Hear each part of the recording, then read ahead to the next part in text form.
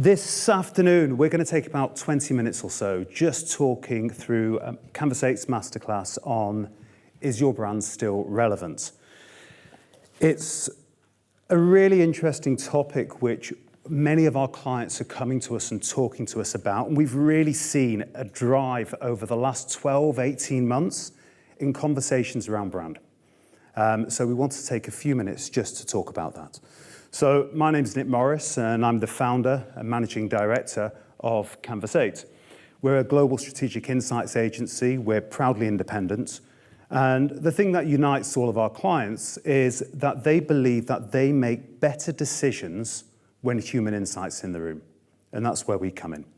We really just help our clients sharpen their instinct. So we're a strategic insights agency, but we believe in research because for us, research is really bloody important. We're good at it too, but we don't do research for research's sake. We do it because we love what research can help us unpack. We love what we can go and do with it.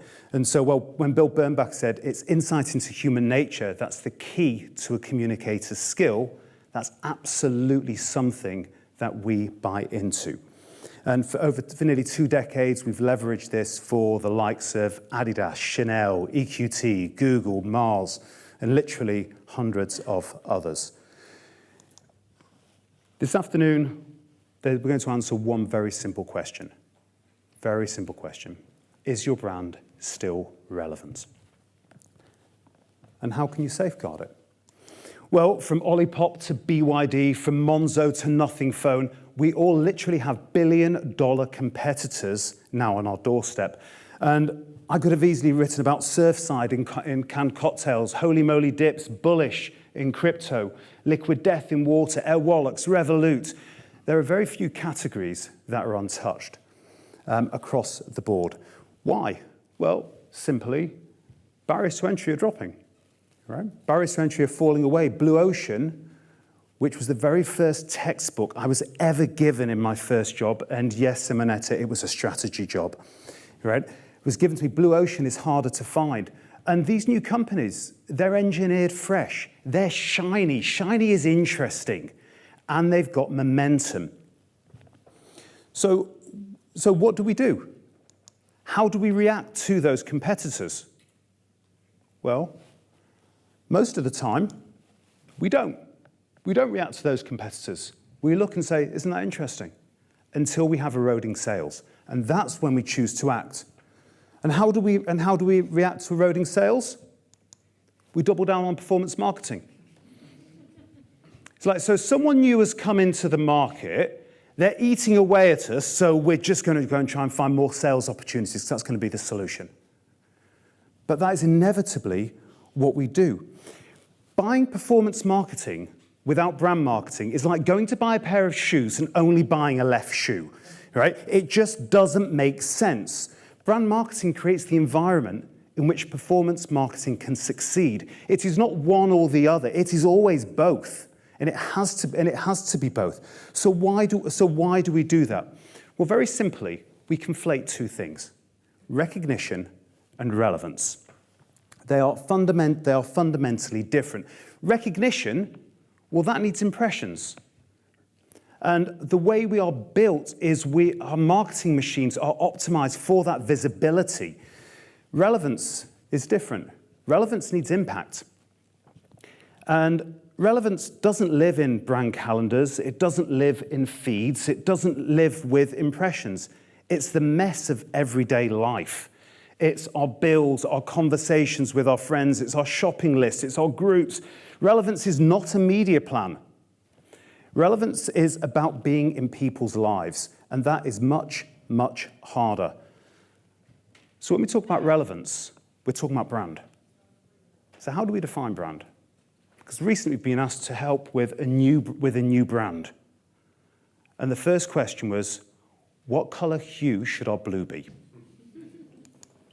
Well, it's no surprise. The American Marketing Society defined brand as a name, a term, a design, a symbol, or any other feature that identifies one seller's goods or service as distinct from those of other sellers. Holy shit. right? I mean, seriously, that makes me want to put my head in my hands. It is, of course it's true. Of course it's all of those things. Absolutely, categorically it is. But it is so, so much more. Back in 2015, when Volkswagen had the emissions scandal, we all remember this. The Economist, the front page of The Economist was dirty secrets. Fortune magazine called it Hoaxwagon. Awesome. Many predicted the end of the automotive giant, and with good reason. But what really happened? Well, 12 months later, in 2016, VW was still the #1 selling car brand in Europe. Sales were down 0.7%. Fast forward to 2024, Volkswagen is still the #1 selling car brand in Europe. Why? Well, as you can see with the ad on the left, which came out in 2016, it's self-deprecating, it's human.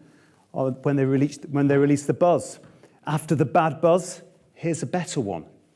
So what they actually did in there was actually leverage behavioral science as well. They leveraged the pratfall effect, which says we tend to trust people. We're slightly warmer to someone or an organization when they've made a mistake and they hold their hands up and say, yeah, we did. We're sorry. We screwed up. That is the power of a brand. A brand forgives because, like Volkswagen, it's your get out of jail card. A brand defends. It's your moat. It protects you from those barbarians at the gate, those new competitors that you can see. But it is also a commercial lever. It puts you into consideration when your customers are creating that mental shortlist. It creates expectation when your product's on the shelf. And it also changes the conversation, crucially. And I know so many of us in this room are actually within B2B. It changes the conversation when our sales teams walk into the room. And when technology, price, UX are leveled, brand is the differentiator. That's what you've got left. So let's make sure we do it really, really well. And brand isn't, as I've just alluded to, it's not just for B2C. As Binet and Field also identified, almost exactly the same principles apply to B2B. What's the difference? There's a small difference, and it's marginally the budget allocation. So in B2C, it's approximately 60-40, 60% brand, 40% performance. In B2B, it's about 46% brand, 54% performance. So there is a small difference. So how do you build great brands? And how will you build a great brand in 2025? 2 words, just 2 words. Be relevant. That is the single most important thing. Now, relevance is earned. It's not bought. Fame is shallow. You can get it with a big ad, right? It's about media spend. But relevance is not that. Relevance is deep. Relevance is built through intimacy. It's built through meaning. Relevance isn't a campaign. It's not a quarterly KPI. It can have KPIs, and we could talk about that separately. That's not a conversation I've got time to cover today. But relevance is a discipline. It's something you build every single day. And here's the paradox. A challenger can overtake an incumbent if it's more relevant, right? So a giant can be famous, but can be invisible in the minds of its people's decision-making, because fame gets you remembered, but relevance gets you chosen. And this afternoon, I'm going to talk about 4 principles which we adhere to at Canvas8, which we always think about with our clients when we're talking about very specific branding challenges. So let's zip through those. First of all, you need to find your cultural alignment. Cultural alignment is a 3-way relationship between context, emotion, and resonance. Context just says, do you show up when I need you? This is the place of smart media, right? This is where actually you can use tech to your advantage. You can leverage your CRMs, and the MarTech is sensational, and we can enrich all of our databases and get that absolutely right. And that's important. When we worked on the Nothing Beats a Londoner campaign, we realized that context was everything in terms of the release of that ad. And so what did we do? We did a bit of work around it, and we realized that the optimum time to release it was not initially at 3:30 when kids got out of school, because at that point they go straight onto Snap and they want to chat to all of their friends that they've seen 5 minutes earlier at school. It's not at 4 o'clock or 4:15 when they get home, because inevitably they get sent to go and do their homework. But actually it was about 5:15 in the afternoon. That was the sweet spot. But that's context. We spend so much of our time and our efforts on context, but often we forget about emotion and resonance. And those are the two other critical paths which are just as important. Context is table stakes, right? Every single person in here knows that, right? It is just the basic stuff we have to do. Emotion's different. Emotion says, do you make me feel better about myself, right? Do you make me feel safe? Do you make me feel energized? It's moving from a job that needs to be done to a job that is felt. Resonance, though, is different again. Resonance says, do you belong in my world? Should you be here? Are you one of us? And this is when scanning for macro trends and micro trends, this is when this comes in, but it's not jumping on every single macro trend or every single micro trend. It's knowing exactly which ones are resonant to your audience. And I say most brands overinvest in context and underinvest in emotion and resonance, and it needs to be much more evenly distributed. Or as Mike Cesario, CEO of Liquid Death, said, why would you want to follow a fucking water brand that just posts photos of their water bottles all day? And that is the success of Liquid Death. They scaled a business from $3 million of turnover to $333 million of turnover in 5 years. But it's also relevance. It's also what they got wrong in entering the UK market. And it was the reason they failed in the UK was because they were relevant in the US, but they were not relevant in the UK. Although the general point, well, it's fair. I'm not sure how well you can see that.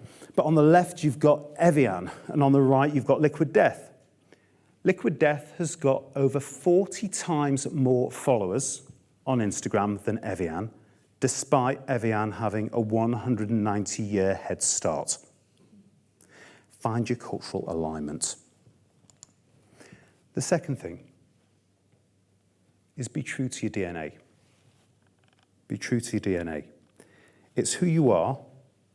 It's not who you want to be. It doesn't matter whether you're a heritage brand or whether you're an upstart, whether you're tech first or whether you're people first. There's no right or wrong way, but it has to be authentic. It can't just be the brand you want to be, it's the brand you are. And sometimes we try to build our brands on a piece of paper. We try to sell the brands into our exco teams. But that's not who we are. It's an idea that you have on a piece of paper. If you want to understand who you are, you've got to look internally within your organization and make that internal position of who you are your strength outwardly. One of our senior team I've worked with now, Sam, for over 15 years. Sam's our CSO. And he said to me recently, he said, Nick,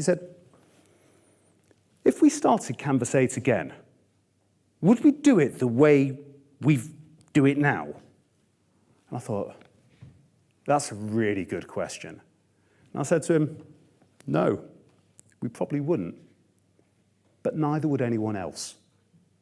And that is our strength. That's the reason that is our blue ocean. The fact that we do things now that someone else coming into the market with access to all, with different options, a different mindset, they wouldn't do it that way. So don't compete on others' terms. Don't look to the tech upstart and say, we've got to be doing what they're doing.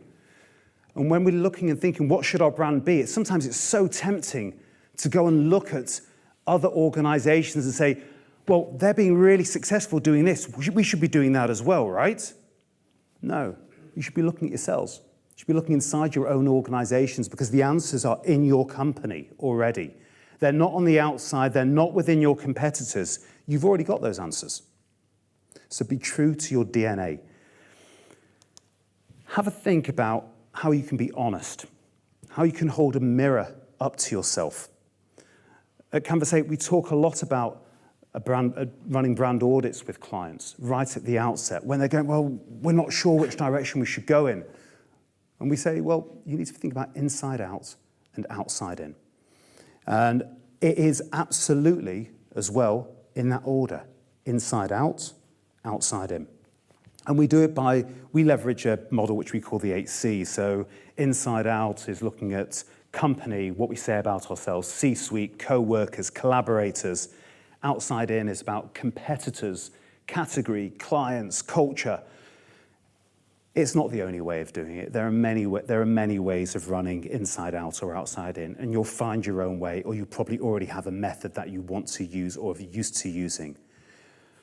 But do use it, because you need to delineate very, very, very importantly within that between the things which are just expected within your category codes, and the things which are actually unique to you, because they are two very, very different things. Sometimes the category codes, well, you've just got to tick it, the box to say, yes, we're a bank, so we are trusted. That has to be a category code. We de-risk. Of course, that's a category code. We manage risk, right? Of course, that's a category code. Safety. That's not your DNA. That's not who you are. That's what's expected as a part of the category. So differentiating between those two things is absolutely critical. On Running managed to do this, and they did it brilliantly. And they've been able to scale from niche to global without sanding their edges. How have they done this? Well, they held on to their very Swiss codes of precision, minimalism, lightness, and they've kept those edges sharp. They've not rubbed them down. They've not sanded them. Many said they wouldn't be able to scale. They have. And not only that, things like their run clubs, they weren't brand campaigns campaigns on the outside of their organization. They were rituals. They were things that people bought into as they were joining On Running. Now, most brands dilute themselves as they grow because it's really difficult to keep the core of who we are as we get bigger. But that's just not true. It's just not true. And On Running proved the exact opposite, that your edges are your moat. They are the thing that keep you different to the competitors. So are you relevant? Well, are you still true to yourself? Because distinctiveness does make you defensible. We could have used examples of EQT, of Oatly, of Ben & Jerry, of Monzo. There's a huge list here. Thirdly, find your emotional space. Because your brand isn't about you, it's the place you hold inside your customer's mind. It is not about you. Airbnb say belong anywhere. Nike, well, Nike say just do it. Of course they do. Liquid Death say murder your thirst. North Face say never stop exploring. Compare that to Lloyds Bank, who say, no one from Lloyds here, right? Just checking. Who say Lloyds moves everyone forward. Or Bupa, who say for living. Even NatWest, and sorry NatWest, I know you are here. Sorry, Gavin. NatWest say tomorrow begins today. And that is customer-centric, but it's not emotional because of the cognitive bias of hyperbolic discounting, which means we value something much less if it's in the future than if it's today. It's the reason nobody invests, or we struggle to get people to invest in pensions. So if we're saying tomorrow begins today, well, that's not emotional. It doesn't get me. Gavin's told me that they're not sticking to it. Right? He's got a plan around it, so I'm not really picking on him. I wouldn't have said it otherwise. So try and play a game with your communications. Challenge you. It's really hard. It's really hard. Simonetta's nailed it, by the way. Don't say we or our in any of your meetings when you're talking about brand. Instead, ask on every single statement, can you feel your customer's ambition? Can you feel their humor? Can you feel their fear? Can you feel what they're feeling? Because that's an emotional space. It's not who you are. It's not what you do. It's, remember, brand is the emotional space you hold in the mind of your customer. So it's not about you. It's about the emotion. So what is that emotion? It's a really interesting discipline. We've tried to do the same thing internally at Canvas8. It's really hard. It's really hard. It's much harder than it sounds. Atom did this brilliantly. They've not had the commercial success that they could potentially have had, and there are many reasons for that. But what they did fabulously, which I'm a huge fan of, is they didn't brand the product. Instead, what they did was they branded the emotion. They recognized that banking is full of anxiety, hidden fees, jargon, mistrust. It's a category which people are inherently nervous about. So they rewired all of their tone and their UX to reduce stress. The whole thing was, how do we make finance more approachable, more human? That is relevance in action because it flows all the way through the absolute ethos of the business out into the UX. And so if you go onto the Atom website, when it talks about people, the wording is, who's running the show? It's really human. It's a digital bank as well. So on the face of it, it should be really soulless and cold. But it's not. It's the opposite. It's human. And they've recognized that each interaction, every single interaction, is an opportunity to treat people as individuals. And that's what makes it quite a special example. Lastly, live inside your audience's world. Because intimacy comes from immersion, not from observation. Too often, when we think about customers, I actually heard someone earlier talking about humans. Like there's some kind of specimen that we get a microscope and look under a microscope to study. And we do that, don't we, with focus groups when we sit on the opposite side of a two-way mirror eating crisps quietly because otherwise they might hear us, right? In a sterile room that nobody wants to be in because it's bloody awful, right? We do the same thing when we run a segmentation and we think about the demographic of them or the socioeconomic status. That's not the world people live in. People don't live in segments or trackers. People live in scenes, they live in communities, they have rituals, they have jokes, they have friends. It's human, they've got jobs to be done. Relevance is living inside those scenes, not just observing them. And that is the difference between research and intimacy. And so Google, when Google came to us about 3 years ago, they've been our client for over a decade now, they said, we want to be earlier. We want to be, those words again, more relevant. So what did we do? We didn't run a youth survey.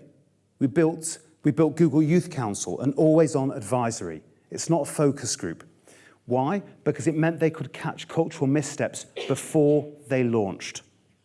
And the Easter egg of that? Well, the people that are members of the council, they're proud to be a member of the council. So they put it on their LinkedIn and they tweet about, and well, X about it, I'm not sure, right? But they communicate it outwardly.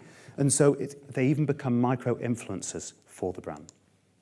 So I'm being nudged at the back. So brand is more than logo, it's more than font, it's more than palette. Brand is your reason to choose. It's got the power to forgive, to defend, and to sell. It's the emotional space in the mind of your audience. And so if you remember anything from today, it's find your cultural alignment, be true to your DNA, find that space, and live inside your customer's world. And ask yourself one question as you walk out of here, please. If your brand disappeared tomorrow, would anyone care? Would anyone fight for your brand to come back? If the answer is no, ask yourself, how can we be more relevant? Because relevance isn't a right. It's not there because you're a heritage brand, because you're established. It's a daily fight for meaning. Thank you very much.